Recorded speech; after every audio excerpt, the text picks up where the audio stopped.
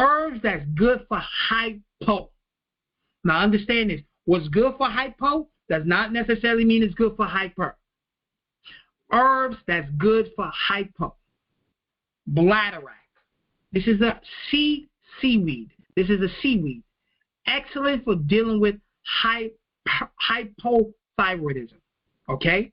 Hypo. So, bladderwrack. Number 2, kelp. K-E-L-P. Kelp. You probably heard of kelp. We've all heard of how, you heard of kelp. I think sometimes they actually, do they have kelp? No, that's nori. I was going to say, if you like sushi, they usually wrap it in nori, right? That's another seaweed. But nori is also good. Fosculin. It's called Coriolis fosculin, okay?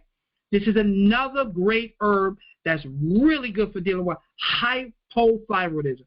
Fosculin. This is another one that causes the thyroid to produce more T3 and T4 hormone. It actually stimulates the thyroid to produce more, okay?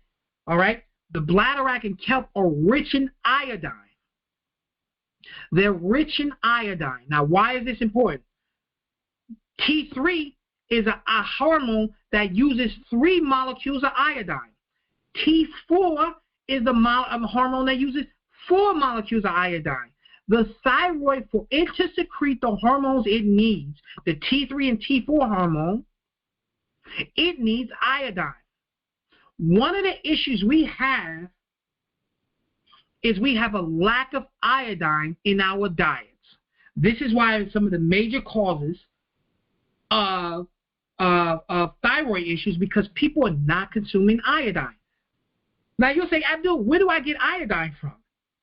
Where do I get iodine from? Well, you get it from the sea. Most iodine is found in the sea. It's not always found in the soil naturally.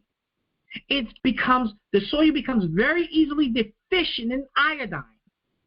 It's usually where you find seawater. You find a tremendous amount of iodine. Okay? Now, what the governments have done, they started this back in, I think, the 30s or the 40s or the 20s or something like that. They started this. They found people were having goiters. We had a problem of goiters, overgrowth in the thyroid. And the government said, we got to do something about this. What can we do? What is a way we can get iodine into everyone's diet? And they said, aha, let's add iodine to their salt. Everyone uses salt, so let's start adding iodine to their salt. And what is that salt called? Iodinized salt. When you go to the store, you'll see regular salt and you'll see iodinized salt. That iodine in that salt is to protect your thyroid. The government said the soil doesn't have enough, let's put it at least in the salt. Bladderwrack, kelp, nori, or if you eat seafood, it has iodine in there. And that protects the thyroid. Okay? Another good herb that helps protect the thyroid and also causes the thyroid to help stimulate more T3 and T4 hormone is bacopa. Bacopa. Bacopa is another herb that helps stimulate T3 and T4 hormones from the thyroid. Another great herb is ashwagandha. You've probably heard of it. We've talked about it many times on this show. Ashwagandha. Ashwagandha is another one that's an adaptogen. We talked about adaptogens before, and we're going to do a show all on adaptogens. Adaptogens are herbs that help your body adapt. That's why they call adaptogens. Adapt to stress. Okay? Stress. Now, why is that important? Adaptogens, one of the ways they work on helping your body to adapt to stress is to stimulate and rebalance the endocrine system. And what is the endocrine system? The glandular system of the body. And what is one of those glands? Your thyroid. Okay? So ashwagandha acts as a natural adaptogen to rebalance your thyroid to get it to work properly. So ashwagandha. Another great herb, and you wouldn't believe this, but you hear it all the time, especially in the Muslim community. You heard about black seed. Black seed is extremely effective for helping to stimulate thyroid function. And you're going to say, what the heck, how is that possible? Well, black seed has a phytochemical in it called thyroquinone, or something like this. They call thyroquinone, something like that. But that phytochemical stimulates production of thyroxine, T4, but also has an effect on T3 too. So black seed oil also helps stimulate your thyroid production. Okay, so taking black seed oil, taking the actual black seed ground up in the powder is also effective. Okay, so we got bladderwrack, we got kelp, we got fosculin, we got bacopa, ashwagandha, and black seed. Okay, and there's many more, but I'm not going to go into every last thing. Now, nutrients that you can use. Iodine. We already talked about the importance of iodine. We already talked about the importance. Why kelp and bladderwrack is so effective for the thyroid is because they're rich in iodine. Well, you can also take iodine. If you have low thyroid, you're supposed to take iodine. It's a necessity for you. Okay? A minimum of 150 micrograms. A minimum. You should be probably, if you're low thyroid, you should be probably double to triple that. Some people say even more. I mean, I've taken 12.5 milligrams, but I'm not going to go into that. But that's what I do. Vitamin D. Vitamin D also is has an effect on the endocrine system. It's a pro-hormone.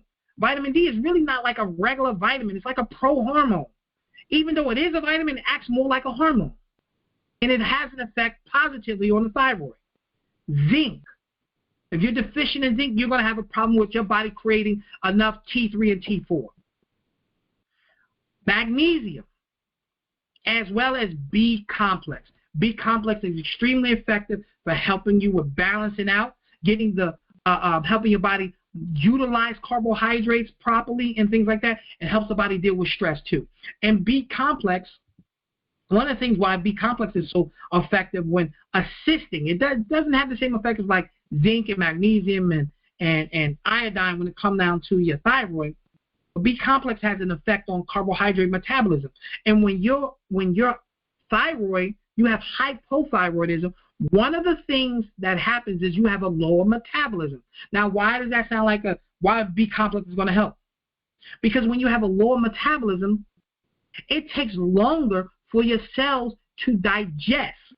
Like the same way your stomach digests, you are a macro of the micro. You are the macro of the micro. What does that mean? The full body, the same way your whole digestive tract happens for you, it happens in your cells.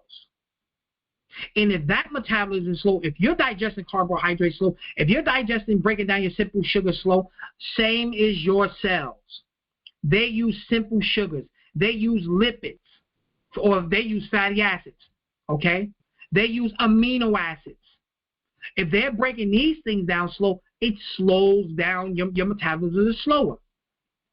You are the same way your cell is, that's the micro of who you are. You are you are a representation of the macro of the cells.